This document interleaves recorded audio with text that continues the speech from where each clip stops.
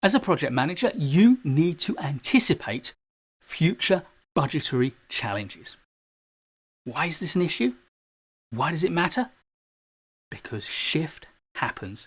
Things change.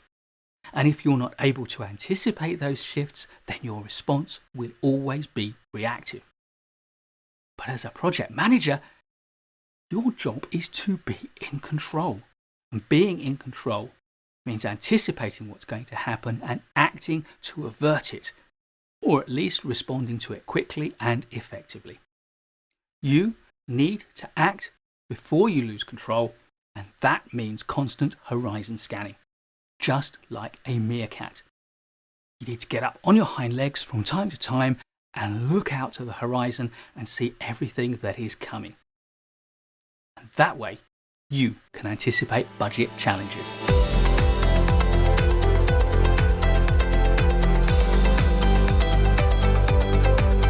If you do your meerkat routine properly, you will spot future budget challenges on the horizon. So, what are you looking for? How can you spot it? And how should you respond? We'll answer each of those three questions in turn. And the first one is, what are you looking for? I think there are 6 major causes of challenges to your budget. And the first one, of course, is changing requirements. Stakeholders want something different to what you'd originally planned around. Secondly, new stakeholders emerge with their own requirements. It may not be completely new stakeholders, but stakeholders you were either unaware of or chose not to engage with fully. And so you're learning new things from people that you hadn't learned from before. Next is the obvious one, changes in prices, which can happen due to inflation, foreign exchange rates, interest rate changes, and even a number of other factors. If prices start to shift, then that will create a budget challenge, unless you're lucky enough that the shifts are in your favour.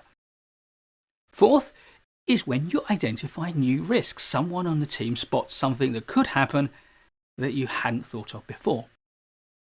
And of course, the natural one to follow on from that is issues. Something does happen. There's an accident, there's a mistake, there's an error, there is a failure somewhere, and you have to put it right.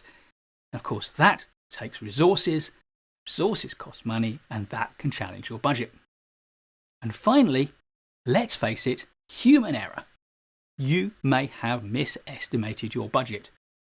Or, under political pressure, you were compelled to put in a smaller budget than you really need. As soon as you become aware that this is critical, you need to act. So if those are the causes of budget shift, how can you spot them? Well, you're looking for leading indicators. And some examples of those are monitoring expenditure against plan, use of earned value, and we have a video on that, formal reviews of your risk register, monitoring the quality of the deliverables you're producing. If you see they take a dip, then it's going to cost money to fix it. And also monitoring change requests. If you have a formal change request process or even an informal one, then you need to keep an eye on all of the requests that come in and see if they are more than you had anticipated and therefore likely to have an impact on your budget. Monitoring the performance of your team members, of your consultants, your contractors, your suppliers, everyone in the project.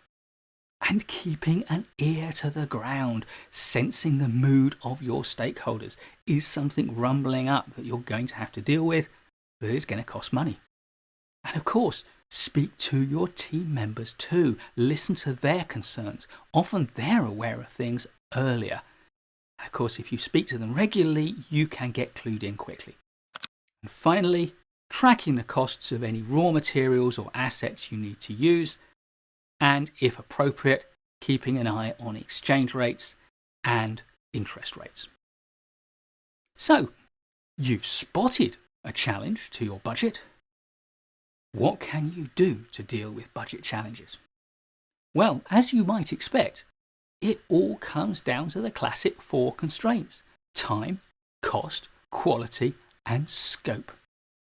The choices are, firstly, to secure extra funding for your budget, that's cost, to adjust your schedule, that's time, to look critically at whether you can adjust the quality, this is sometimes known as value engineering, or to reduce the scope of your ambition for the project, to do less.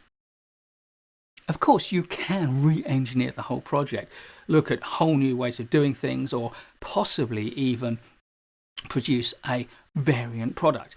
This is value engineering at its extreme, and we do have a video on value engineering if you're interested in that. However, be aware if you go to that length, then it is likely that you will not only impact on the cost of the product, but also the benefits that you can achieve from it. And if your project was predicated on a benefits case or a business case with a certain value and a certain cost, then you may need to revisit the business case or the project proposal or the investment appraisal that you made. However, when budget challenges come, keep a level head and remember the time, cost, quality, scope, four-way constraint. Please do give us a thumbs up if you've liked this video. There's loads more great project management content in the works. So subscribe to the channel and hit the notification bell so you don't miss any of it. And I'll look forward to seeing you in the next one.